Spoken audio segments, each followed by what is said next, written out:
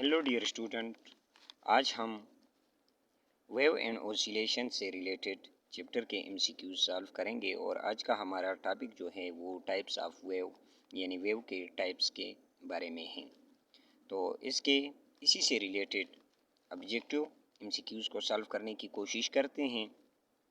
First MCQs है, विच of the following is the type of wave on the basis of vibration of the particle. Wave की वो कौन सी type है जिसकी जो डिपेंडेंट है पार्टिकल के वाइब्रेशन पर, जो पार्टिकल के वाइब्रेशन पे यानी उसकी मूवमेंट पार्टिकल की वाइब्रेशन पे डिपेंडेंट है, उसको हम लॉन्गिट्यूडनल वेव कहेंगे, ट्रांसवर्स वेव कहेंगे, हीट वेव कहेंगे, या both A and B.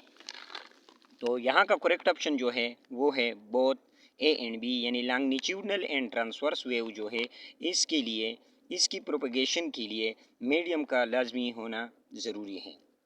Heat wave वो वेव होते हैं जो वैक्यूम से भी पास कर सकते हैं, यानी इसके लिए मीडियम के पार्टिकल का होना ज़रूरी नहीं। तो longitudinal wave and transverse wave wave की वो किस्म है जिसके लिए मीडियम के पार्टिकल का होना, यानी इसके प्रोपगेशन के लिए मीडियम के पार्टिकल का होना लाजमी है।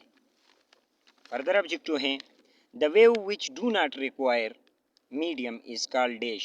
वेव की वो किस्म जिसके लिए मीडियम की ज़रूरत नहीं होती, यानी पार्टिकल की वाइब्रेशन की ज़रूरत नहीं होती।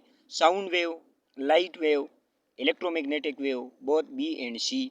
तो साउंड वेव तो हमारे पास लॉन्गिट्यूडनल वेव है, light and electromagnetic wave same wave से, लाइट भी इलेक्ट्रोमैग्नेटिक वेव हैं, यानी इलेक्ट्रिक फील्ड और मैग्नेटिक फील्ड की कम्बिनेशन से बनी हुई है।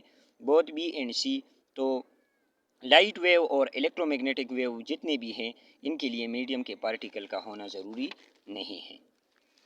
फर्दर ऑब्जेक्टिव है, when a longitudinal wave propagate through a medium, the particle of the medium executed simple harmonic oscillation about their mean position. These oscillation of a particle are corrected by invariant dash.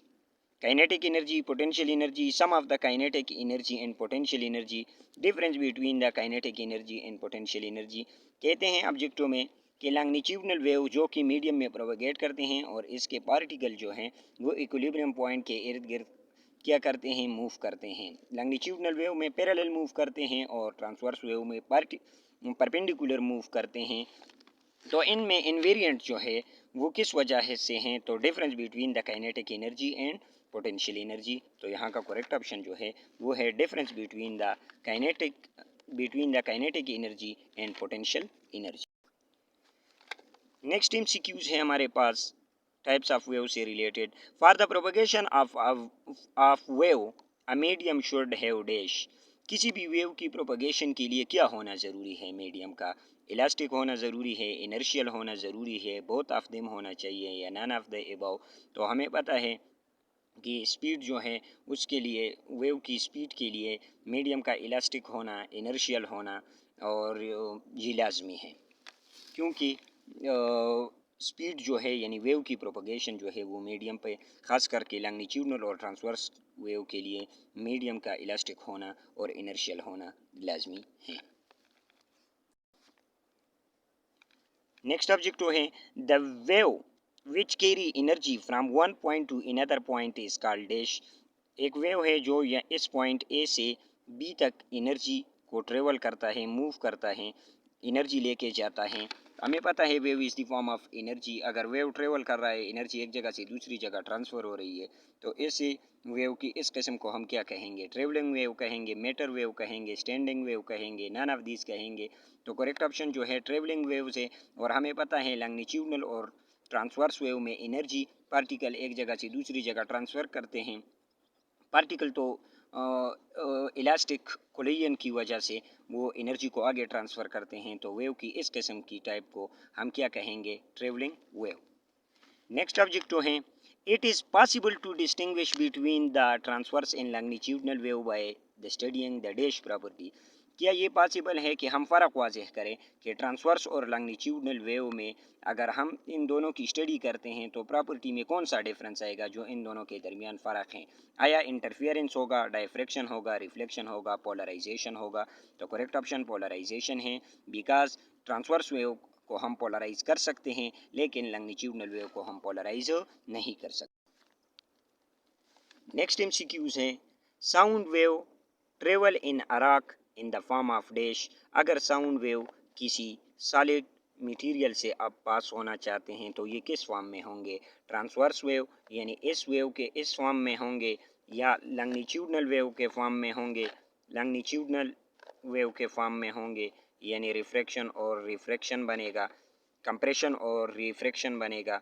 तो इसके लिए हमें पता है कि जब sound wave किसी भी मीडियम से वो लॉन्गिट्यूडनल वेव के फॉर्म में मूव करते हैं, तो ट्रांसवर्स वेव सिर्फ सॉलिड मटेरियल में मूव कर सकते हैं, बल्कि लॉन्गिट्यूडनल वेव जो है वो सॉलिड, लिक्विड और गैसेस तीनों मटेरियल में मूव कर सकते हैं। तो साउंड वेव जब भी किसी चट्टान या रॉक से पास होंगे तो वो लॉन्गिट्यूडनल वेव के फॉर्म में होंगे, क्योंकि sound wave is the form of travelling in the form of longitudinal wave.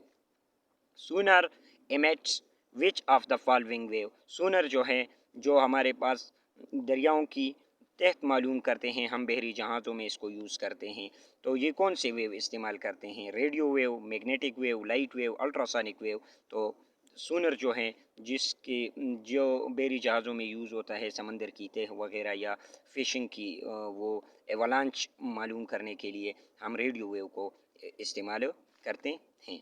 तो यहाँ का करेक्ट ऑप्शन जो है वो है रेडियो वेव।